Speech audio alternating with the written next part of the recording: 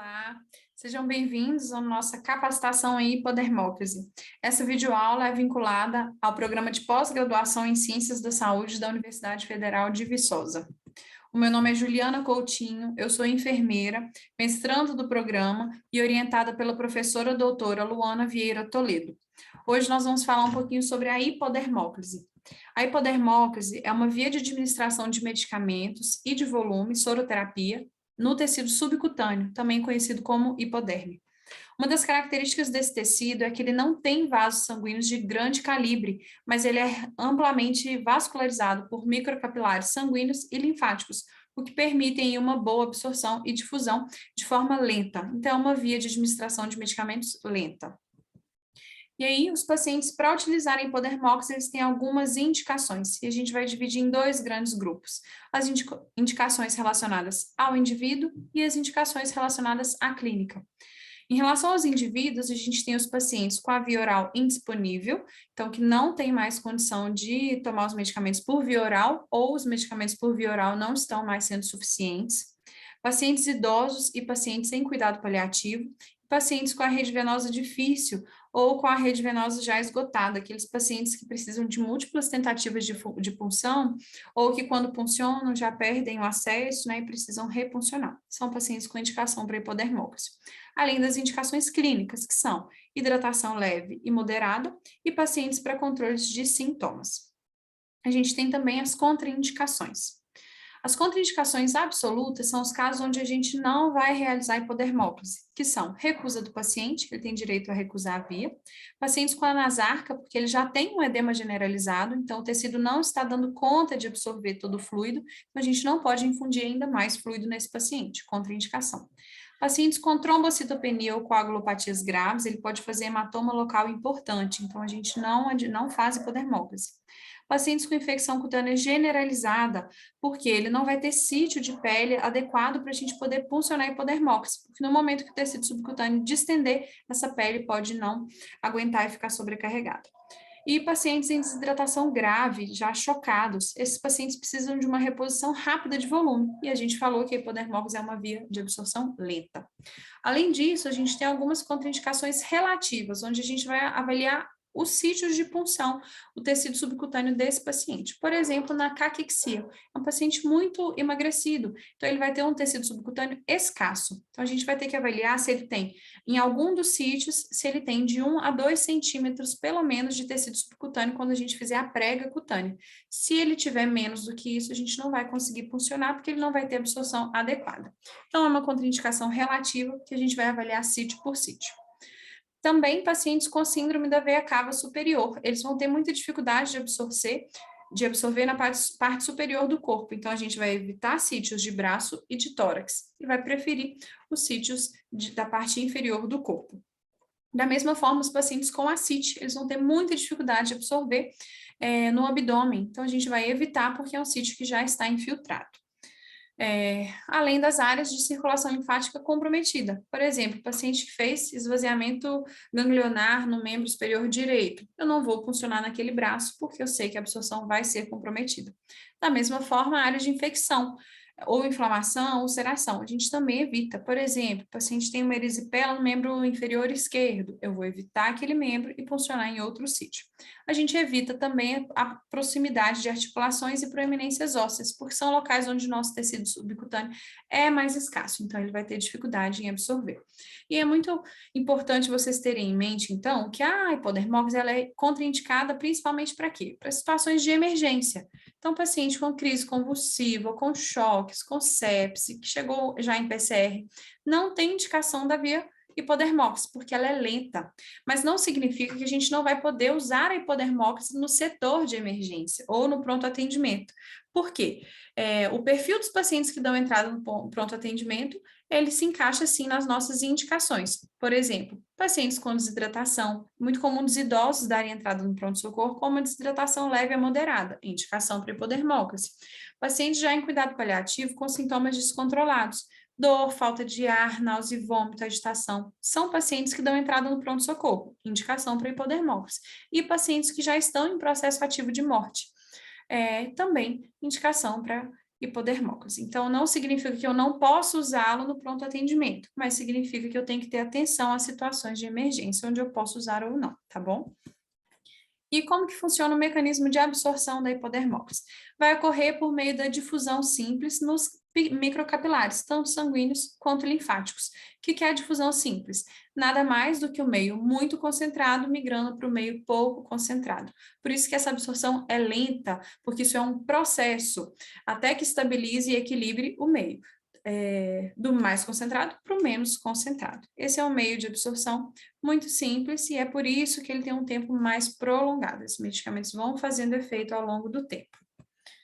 E aí a gente tem vários medicamentos que podem ser utilizados por via subcutânea e tem outros também que não podem.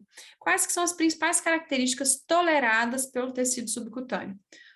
Os medicamentos hidrossolúveis, então medicamentos oleosos e medicamentos que precisam ser de reconstituição, eles não são bem tolerados, eles tendem a irritar, ser mais dolorosos, né, e até ter mais complicações. Assim como medicamentos com pHs muito extremos. Então, quanto mais próximo da neutralidade, mais compatibilidade com a via subcutânea. Mas a gente tem alguns medicamentos com pH bem ácido que são administrados pela via. O que tem que ter atenção?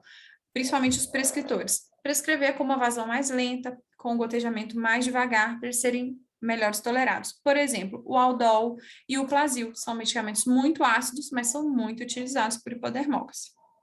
Quando a gente fala das soluções, as mais toleradas são as isotônicas, então a gente dá preferência pelo soro fisiológico, 0,9%, ou o soro esquema com diluição de glicose, né, que fica uma concentração um pouco menor.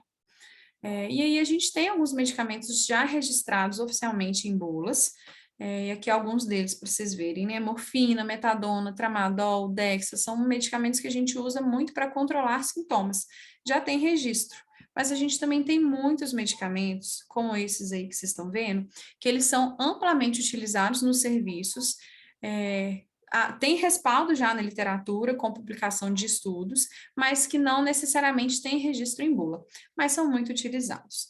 E aí a gente tem de várias classes, né? Analgésicos, corticoides, anti-inflamatórios, até mesmo antibióticos. São medicamentos que são amplamente utilizados, principalmente em cuidado paliativo, para controlar sintoma. Então, a gente tem uma gama aí boa para conseguir atender e suprir a necessidade desses pacientes.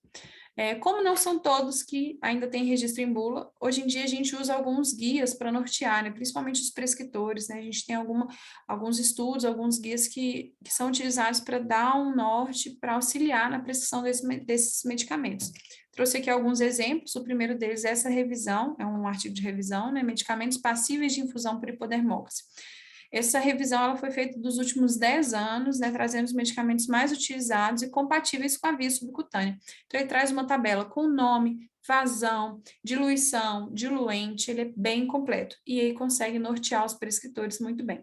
Assim como esse manual de cuidados paliativos, que foi uma junção entre o Sírio-Libanês e o Ministério da Saúde, onde ele tem um capítulo só sobre hipodermólise e ele traz também a tabela de guia e orientação para os prescritores, com nome do medicamento, dose, vazão, diluente, é bem completo, bem interessante, tá? Alguns exemplos aqui para vocês. E aí, sendo prescrito, é importante a gente ter alguma forma de controlar essa infusão. Por quê? Se o medicamento pela hipodermólise, se a solução pela hipodermólise entra rápido demais, ela distende as células do tecido, muda a conformidade e diminui a absorção, altera a absorção. Então, a gente precisa controlar essa infusão para que ela entre no máximo numa certa velocidade, para ela não mudar a conformidade das células. A gente pode fazer esse controle por equipo, por gotejamento, que vai ser quando a gente estiver no domicílio do paciente ou em clínica, ambulatório, e aí a gente vai usar uma vazão máxima de 40 gotas por minuto, ou a gente pode fazer o controle de infusão por bomba de infusão, quando a gente estiver no ambiente intra-hospitalar. A gente tem um máximo aí de 120 ml hora. Isso é muito importante os prescritores terem em mente, né, para já prescrever na vazão correta e segura, para a gente conseguir fazer uma absorção boa desses medicamentos. E aí a gente entra na parte um pouquinho mais técnica, né, as considerações pré-punção. É uma técnica muito simples, muito rápida, tem baixíssimas complicações. E ela precisa só de uma punção, né, para realizar o procedimento. Então, ela é muito mais confortável para esse paciente, porque ele não vai precisar mais ser submetido a múltiplas tentativas, assim como acontece na via endovenosa. E a gente tem dois grupos de dispositivos que podem ser utilizados para essa punção. O primeiro é o grupo dos catéteres agulhados. Aí uma fotinha do scalp, que é o mais conhecido, né? E a gente pode utilizar também os catéteres não agulhados. Primeiro aqui da foto que vocês veem é o catéter não agulhado de poliuretano, o mais conhecido é o Gelco. E aqui embaixo a gente tem o catéter não agulhado de Vialon, o mais conhecido é a Nexiva, esse daqui da fotinha. Esses dois catéteres não agulhados, todos os dois são excelentes, muito bem indicados para punção da hipodermose. Mas o Vialon, ele ainda tem um algo a mais, ele tem menos complicações, ele já tem um dispositivo de estabilização, e ele já tem o extensor acoplado. Então, ele é a primeira escolha. Depois o Gelco, e aí o agulhado ele já fica em segundo plano, né? A Anvisa, em 2017, já recomenda que não se utilize tanto mais o catéter agulhado para as infusões mais contínuas. Então, se a gente puder escolher o dispositivo, a gente fica com os catéteres não agulhados em detrimento do catéter agulhado, mesmo ainda tendo os relatos de uso na literatura. E aí o tempo de permanência sempre vai ser maior do que o endovenoso, né? O tecido subcutâneo tolera mais tempo, porque não tem canulação. E sendo o catéter agulhado, a troca é a cada 5 dias, e sendo o catéter não agulhado, a troca é a cada 11 dias. E a gente tem vários sítios de punção como opção para fazer nesse paciente. A gente tem dois sítios que são de pequeno volume, que é o subclavicular e o sítio do braço, que é o deltoide. O sítio do braço, ele também pode ser chamado de sítio posterior lateral do braço, ou sítio lateral do braço, tem várias nomenclaturas, mas é o mesmo sítio. Tanto o do braço quanto o subclavicular, eles toleram até 250 ml em 24 horas. Então, são sítios de pequeno volume. A gente vai dar preferência por fazer medicamento intermitente e evitar grandes soluções, grandes volumes. O sítio abdominal é um sítio de grande volume, tolera 1.000 ml em 24 horas. O cuidado que a gente tem que ter é funcionar pelo menos 5 centímetros do umbigo, porque ao redor do umbigo, a região periumbilical, tem vasos de grande calibre. Então, para a gente não fazer um acesso venoso por engano, a gente mantém uma distância de 5 centímetros do umbigo. O sítio interescapular é um sítio muito interessante, porque ele é grande volume, tolera até 1.000 ml em 24 horas, e ele é muito bom para os pacientes com agitação, pacientes confusos, pacientes em delírio, porque esse paciente não vai conseguir arrancar o acesso, né? Às vezes ele nem vai ver o circuito. Então, ele é muito bom nesses casos. E o sítio de maior volume que a gente tem é o anterolateral da coxa, ou sítio vastolateral.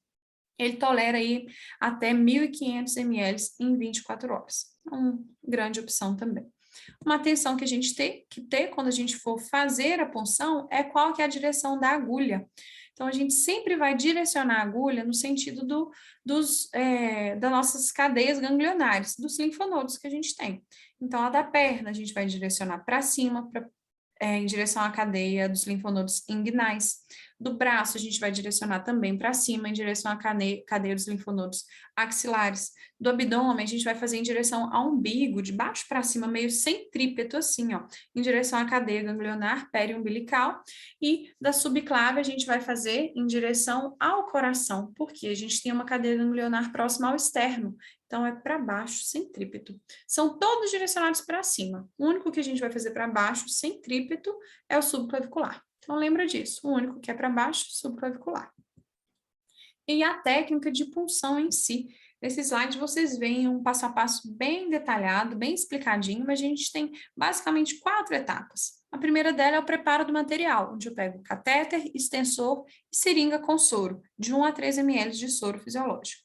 Segunda etapa, vou escolher o sítio mais adequado, fazer a antisepsia da pele. Terceira etapa é a punção em si. O que a gente tem que fazer? Faz a prega cutânea, sacode para balançar, para separar do músculo que está ali embaixo, e vou fazer a inserção da minha agulha. No subcutâneo, na aplicação de insulina, a gente faz 90 graus. Na hipodermose, a gente vai fazer de 30 a 45 graus. Então, eu faço a inserção, 30 a 45 graus na minha prega cutânea, insere tudo, retiro a minha agulha, conecto o meu extensor. Como um respaldo, uma garantia, a gente sempre aspira para verificar se eu não peguei, por engano, um vaso de grande calibre. Esses pacientes, normalmente, eles estão emagrecidos, pacientes em paliativo, e que estão em cuidado paliativo, eles estão emagrecidos, então eles podem ter um vaso de grande calibre ali na superfície. Então, sempre aspira para testar como uma garantia e aí faz a infusão de 1 a 3 ml de soro fisiológico. Observar um leve inchaço é normal. O que não pode acontecer é subir uma pápula mesmo, né? Subir aquela bolha, porque a gente vai ter feito intradérmica. Então, sempre observar isso.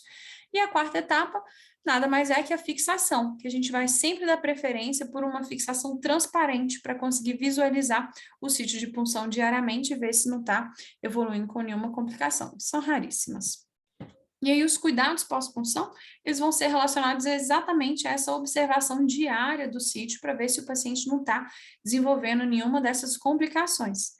Para cada uma delas, a gente tem uma conduta. São raríssimas de acontecer, mas se a gente faz o procedimento, a gente tem que estar preparado também para contornar as complicações. Então, uma tabelinha para vocês. Algumas são relacionadas a retirar o acesso, outras são relacionadas a comunicar a equipe médica para considerar o uso de antibiótico terapia. E nos casos mais extremos, né, o paciente que desenvolver com necrose, que vai depender aí, a partir disso, da realização de curativo diário pelo enfermeiro, tá bom? São muito raras, mas é importante a gente saber também como contornar. E aí, para finalizar a nossa aula de hipodermólise, algumas vantagens que a gente tem com ela, né? É uma via parenteral mais acessível e confortável que a endovenosa, muito fácil de inserir e de fazer manutenção. Pode ser realizada em qualquer ambiente, tanto no domicílio quanto no hospital. As complicações são muito raras e ela tem muito baixas chances de ter um efeito adverso sistêmico, porque a absorção é muito lenta. E uma característica muito interessante da hipodermólise é que ela reduz muito a flutuação das concentrações plasmáticas dos opioides. Por exemplo, quando o paciente está com morfina prescrita, é muito comum a gente precisar fazer dose de resgate de 2 em 2 horas, porque a concentração da endovenosa, vai lá no chão, cai. Na subcutânea, ela fica mais estável por mais tempo, então diminui muito a necessidade de fazer as doses de resgate. E é uma via de baixo custo, porque ela fica por mais tempo no paciente. Mas tem suas desvantagens, né, gente? O volume e a velocidade de infusão são limitados. A absorção é variável, porque tem paciente que tem um tecido mais escasso e outros um tecido maior, então vai variar de paciente para paciente. E a gente ainda tem a limitação dos medicamentos, porque não são todos que a gente pode fazer por subcutâneo. Ainda assim, as vantagens sobrepõem muito sobre as desvantagens, certo? Aqui as nossas referências que nós utilizamos para essa aula e o nosso contato, caso você precise, queira tirar alguma dúvida ou entrar em contato por algum motivo. Muito obrigada, viu, pessoal? Até a próxima!